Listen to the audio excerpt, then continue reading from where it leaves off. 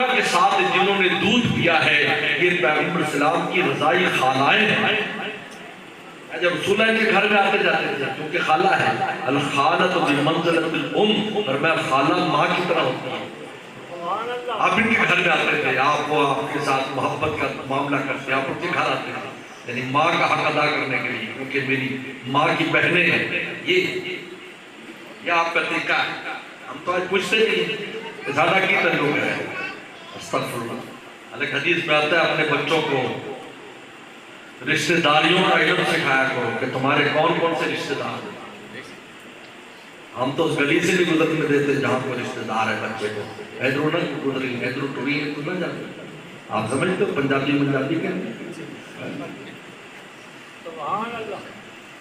پنجابی سمجھتے ہیں، جسرائیتی سمجھتے ہو، ایتھو مانجو تھا موانا مانجو چلو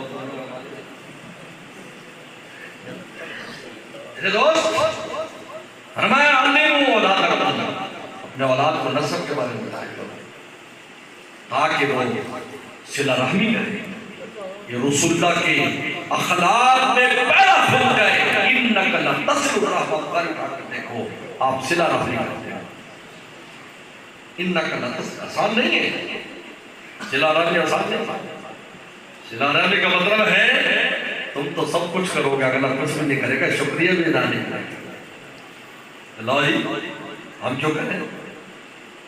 تو پھر کیسا امت یہ ہے؟